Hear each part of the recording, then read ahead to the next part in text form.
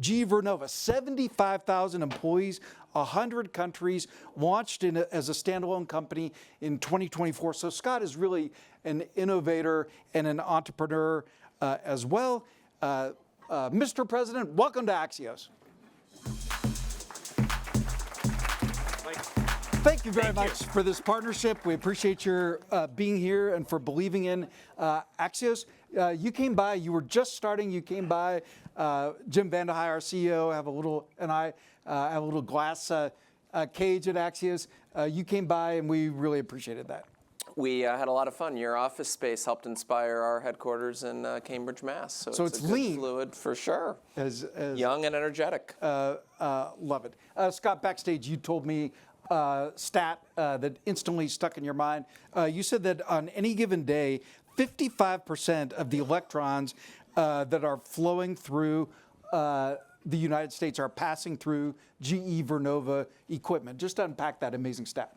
Yeah, I mean, listen, we've built this grid over 100 years, and it's about a third of the electrons globally are powered with our equipment through our customers every day. And that's a big deal because that creates a real responsibility for us to nurture and protect that install base, but also in a period of time today where there's such a need for more energy to get everything out of that existing install base, whether that be gas. You know, half of the global gas install base in the world is with our equipment. Nuclear, we have 65 plants in the U.S. running with our equipment in the U.S., and we've got opportunities to upgrade that install base in different ways, as just a few examples.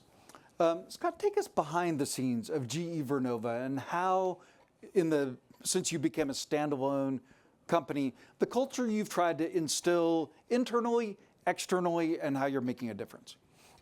Well, it starts with just practical adult conversations on finding ways to build things at scale. This isn't a time for hobbies. We need to make investments that can really move the needle substantially and quickly. So, as an example, we've invested $700 million this year in new manufacturing capacity in the U.S., 1,800 new jobs. But we're not trying to make gas turbines tomorrow or transformers tomorrow the way we made them yesterday. We're complementing those 1,800 jobs with more automation, with more robotics, because the opportunity to serve this country and the world is so great today. We've got to do things differently, and that's what we're focused on doing with a humble entrepreneurial spirit.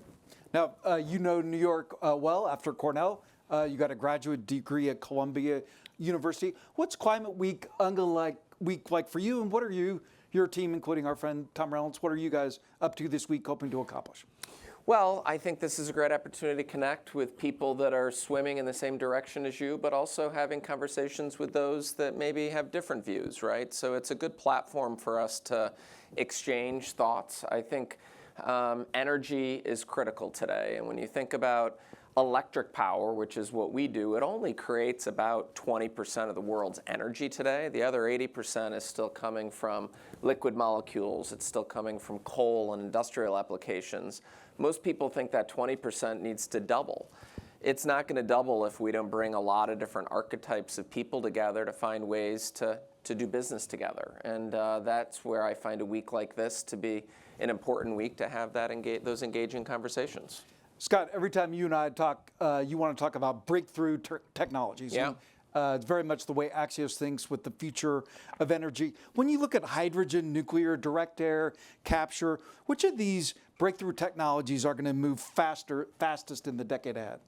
Nuclear is moving very rapidly, and it's really important because one of the things we haven't talked about yet is power density matters. You know, land is going to become a challenge. You can take a 300 megawatt small modular reactor that we're constructing right now, and that one football field size solution powers 300,000 homes in the U.S. We're building the first one right now in Ontario, Canada. We have our first application into the Nuclear Regulatory Commission to start construction on the first plant in the U.S. that we hope to be there by sometime in 27 in construction. So we're going to need zero carbon electrons that can run at base load, and nuclear is a great solution for that. So we're incredibly excited about where we're going with our nuclear program, but it's not the only area. We've got a running direct air capture site today. We'll announce this week a 1,500-ton annual direct air capture facility that takes the carbon right out of the air. That is technology that we're going to continue to invest in from here. And grid software. We need to continue to make the machine of the grid smarter to manage the bidirectional flows of electrons and like our chances in that regard. So those are different technologies in the space that we think are critical for us and for the world. You heard Jared Hagan and I were talking about the demand for energy that AI is going to drive. How do you meet that demand and still keep the grid reliable and affordable? I actually think the growth makes it easier because, the challenge of driving towards a more affordable or a more decarbonized system is that much tougher in a flat market or in a down market. In this case, we've got a real growth market. And as the CEO of the company, that gives me no excuses.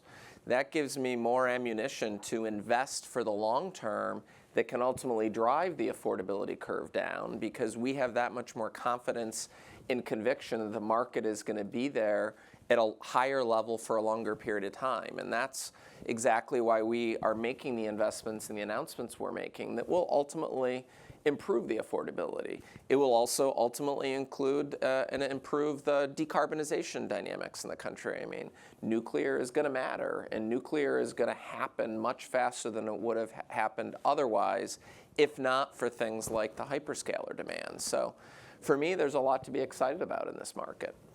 My coverage of tech and Jim Van Ahen and I have written a lot about AI, and just digging into that makes me wonder how you would possibly forecast the demand, right? Like we know it's going to be a lot, but if you listen to the top tech companies, we don't know how much a lot is. How do you do your long-term planning? We'll all have the wrong numbers for how high this goes, but I think we all know the direction of travel. And what we talk about every day is it's going to be a lot higher for a lot longer. Exactly what that means in numbers, we don't try to be precisionists here right now, but when we look at the role we play in the world, we know we need to be going at every day with a sense of urgency and a humility that we may need to do things differently tomorrow to how we did it yesterday if we're going to meet this moment. Because from our perspective, we haven't seen this much load growth since 1945 after World War II.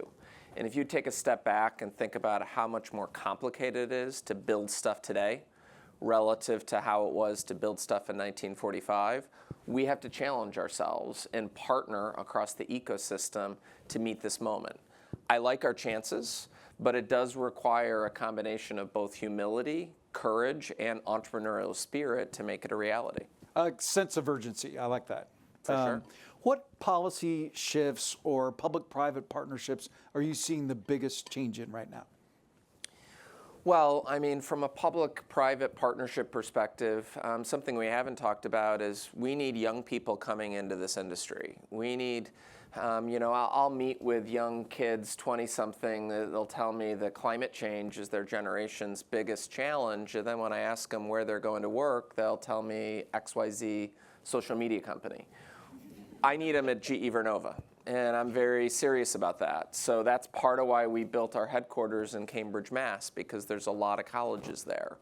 That's something I'm focused on every day is how do we inspire the next generation to come into our industry? That's why we launched a $50 million alliance with MIT to pull that talent pool into the company. So public-private partnerships, that's just an example, but I think it's an important one for next-gen leaders. At the same time, we've got a lot of work to do with permitting reform. That's something that's kind of been sitting out there for too long. I think that we have a clear need for substantially more gas pipelines, carbon pipelines, transmission connections. All these things need to be brought together and made a lot easier to do. It doesn't mean every community shouldn't get a vote or be part of the process, but it needs to be a more efficient process. And we're committed to partnering with the community and the regulators to make that a reality. So we've been talking here about the future of energy. Phrase from your team that I like is the future at scale. What makes you optimistic that we're on the right path to for the future energy system?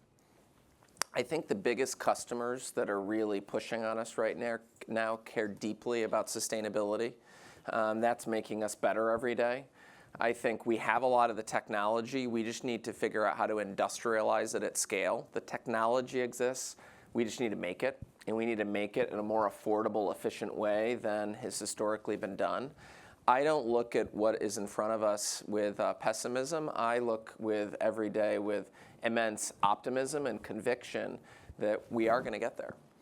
Roderick is giving us the hook here, but I can sneak in one fun thing. Scott, I know you like to travel, and I know that you're an Argentina guy. I do love Argentina. I've been making wine in Argentina for a decade. But beyond the wine, it's a place I go to get grounded on really where the world is going and where the environment's changing. And I bring my teams there with frequency so they can see the change on what's happening in the world and the climate to kind of make real our purpose and what we do every day. So it is a place I love to go. Are you a climber? Oh boy, that gives me more credit than I deserve. I'm a steady walker. What's your Argentina bucket list? Well, I think there's a lot. That's a long list, but Patagonia is a beautiful place that everybody should get to. Just the nature will humble you and reground you for why we get to work every day. Scott, thank you and GE Vernova for the partnership.